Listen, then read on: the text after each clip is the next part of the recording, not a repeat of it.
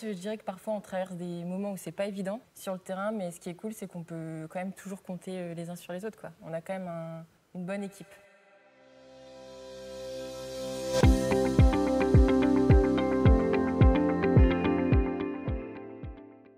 Eh ben bonjour. Bonjour. Pouvez-vous vous présenter? Moi, je m'appelle Chloé. Je suis responsable événement à Lille Grand Palais. Donc moi, je suis Camille et je suis chef de projet à la direction des projets.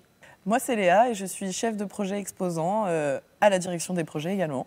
Et moi, c'est Alexia et je suis responsable événement à la direction des projets. Nous sommes la direction des projets.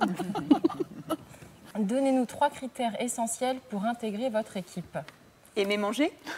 Aimer manger, La bonne humeur. le sourire, ça fait 3. Ah ouais, bah c'est pas des critères très, Si, très quand même, professionnels. l'entraide. Et L'esprit d'équipe. Voilà, c'est ça. Et une bonne résistance au stress aussi. Ouais. En fait, il en faut plus. En fait, En fait, il y en a ouais, plein. voilà. Ouais, Il n'y en a pas que 3. C'est quoi l'animal totem du service projet? Bon bah si vous n'aviez pas compris, c'était la pieuvre. Octopus. L'octopus. Team Octopus. Quel a été le premier projet sur lequel vous avez travaillé? Eh bien moi, c'est Tatou. Moi, c'était le FIC, le premier, le Forum international de la cybersécurité. Petit dossier. Ouais, un petit dossier. J'étais arrivée 1 mois avant l'événement, donc je m'en souviens très bien, c'était très sport. Alors moi, en tant que chef de projet, c'était Lille Art Up et c'était la première édition juste après le Covid. Et moi, c'était, à mon poste actuel, c'était le bal. Feu le bal. Bière à Lille. Feu le bal. Bière à Lille. Parce que... Oui, c'était bière à Lille. Votre souvenir le plus inattendu? Eh bien alors moi, du coup, je vais faire un peu dinosaure parce que c'était sur Kids Park. En fin de journée, on récupérait les affaires, les objets trouvés. Et j'ai retrouvé plein de fois des chaussures, des paires de chaussures. Donc les enfants repartaient nu-pieds dans l'île en plein mois de février. Ça choquait personne. Normal. Normal. Moi, j'ai 2 petites anecdotes animalières.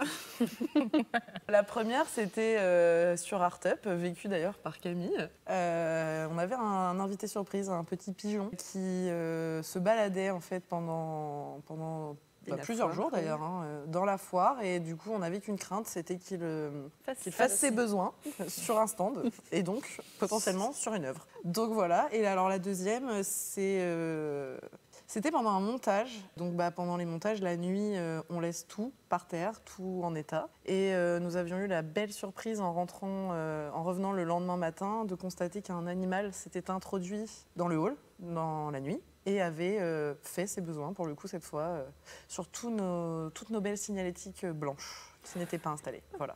Alors moi, c'était l'année dernière sur un gros événement. On était en plein milieu de l'événement, donc tout se passait bien. Il y avait 3000 congressistes. Et là, venu de nulle part, on entend 1, 2, 3, test. 1, 2, 3, je cherche la déesse du cul. 1, 2, 3, je répète, la déesse du cul. Et là, on se dit, mais qu'est-ce qui se passe? Donc moi, mon téléphone sonne, ma cliente, le régisseur qui m'appelle en mode « mais qu'est-ce qui se passe Camille ?» Et en fait, il s'avérait que c'était le hall d'à côté qui était en montage, donc avec un prestataire qui faisait des tests. Bon, il n'y avait personne du coup, un peu sur le ton de l'humour, sauf qu'il s'est trompé de canal et qu'il a diffusé sur mon événement. Voilà, donc... C'était le meilleur pour la fin. Ouais. Au final, sur le coup, tout le monde était un peu paniqué, mais à la fin, on a rigolé avec la cliente et tout. C'est quand même un bon souvenir. On a bien ri, en tout cas. Ouais. Alexia, en 2025, on célébrera un autre anniversaire. Tu nous en parles. Et oui, les 10 ans justement de Tatou en 2025. Donc rendez-vous 7, 8, 9 février pour la 10e édition de l'International Lille Tattoo Convention. Il faudra venir, il y aura plein de surprises sur le thème de l'anniversaire facile. Quelle a été votre plus grande fierté sur Lille Art Up? Réussir, Le sortir le sortir. dans les temps? Ouais, c'est vrai que le timing, c'est souvent un challenge. Ouais. Parce que c'est quand même très souvent concentré sur, allez, on va dire 2 mois où c'est hyper intense, en tout cas sur la partie des exposants.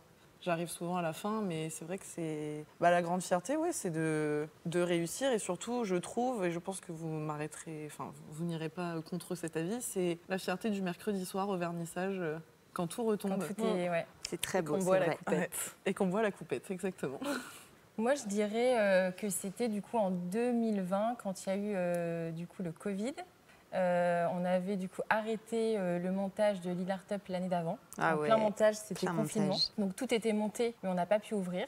Et du coup, l'année d'après, on a réouvert Artup et en fait, on a eu 2 mois pour préparer le dossier. Donc, c'était un peu chaud, mais ouais, je crois que c'était une réussite. Avec autant d'exposants? Avec autant d'exposants. Ah ouais. Ouais.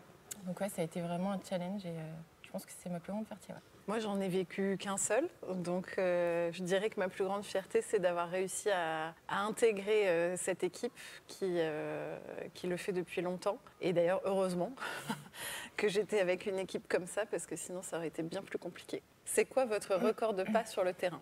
En nombre de pas, je sais pas, mais moi je crois que ça tourne autour des 22 km dans une seule journée dans les halls. Ouais. Mais du coup, en termes de pas, je sais pas trop, ça doit peut-être être équivalent à 18 000, un truc comme ça. Bon, de toute façon, c'est les régisseurs qui nous explosent. Ouais, Bien les sûr. régisseurs, ils nous explosent. Ouais, Et c'est Guillaume à l'Aresto qui a quand même fait sur le FIC 35 km dans une seule journée. clair. Léa, raconte-nous une demande improbable que tu as reçue. Enfin, une qui m'a vraiment fait rire parce que c'était plutôt... C'est pas la demande qui était si drôle, c'était de la recevoir écrite noir sur blanc. Un exposant, c'était un salon du bâtiment, dont je tairai le nom, où l'exposant m'a demandé par email s'il pouvait ramener son jambon sur son stand. Donc j'avoue qu'au début, j'ai pas compris. Je me suis dit, est-ce qu'il parle peut-être de son collègue Michel et qu'il lui a donné un petit nom sympa. Bah oui, Michel Jambon. Michel Jambon. Mais non, il est bienvenu avec sa cuisse entière de jambon, qu'il m'a d'ailleurs Prête à la dégustation. gentiment fait goûter sur son stand. Il était délicieux. Et non, bah là, plus récemment, justement, sur le FIC de cette année, j'ai fait un ourlet à la graffeuse sur un pantalon d'une exposante qui, son ourlet s'était décousu et on a fait ça à la graffeuse. Voilà, c'était pas très joli le résultat final, mais au moins elle était contente que son pantalon ne traînait plus par terre. Quel événement aimeriez-vous organiser ici? Vous avez carte blanche. Ça demande réflexion. Ouais. Ouais. En fait, c'est ce qu'on doit sortir tous les ans, mais en 2 secondes. Ouais, voilà. On brainstorm toute une journée normalement pour ça. Bah moi j'avoue, si on avait carte blanche, j'aurais bien vu un événement autour du rap et de toute la culture urbaine et hip-hop, qui je pense pourrait fonctionner, puisque voilà, je parle du rap, mais il y a tellement d'autres choses qui vont avec. Et je pense que c'est quelque chose qui pourrait potentiellement ramener du public. On peut le voir avec les concerts de rap du Zénith d'ailleurs, qui sont très souvent sold out. Je ne sais pas qu'est-ce qui... Bah voilà, on fait ça. Ouais. Qu'aimez-vous le plus dans le fait de travailler à Lille Grand Palais? Les gens. Les équipes, l'entraide. Rigoler. Ouais, parce qu'on rigole bien quand même. Les imitations. Les imitations, ouais. Il y en a qui pourraient faire des carrières de one-man show ici. Je pense que c'est ça qui nous relie tous. Hein. Bah, en fait, je dirais que parfois on traverse des moments où c'est pas évident sur le terrain, mais ce qui est cool, c'est qu'on peut quand même toujours compter les uns sur les autres, quoi. On a quand même une bonne équipe. Oui, et en plus, je trouve que ça s'étend aussi avec certains prestataires aussi où On a confiance. on a confiance, on a noué des belles relations. Et c'est cet esprit, je sais plus comment on dit... Bienveillance. Ce collectif. Ouais, voilà, le collectif, l'esprit de groupe, là, qui... C'est hyper galvanisant. Voilà, c'est ce mot que je cherchais. Waouh. Un petit mot pour nos 30 ans. Joyeux anniversaire!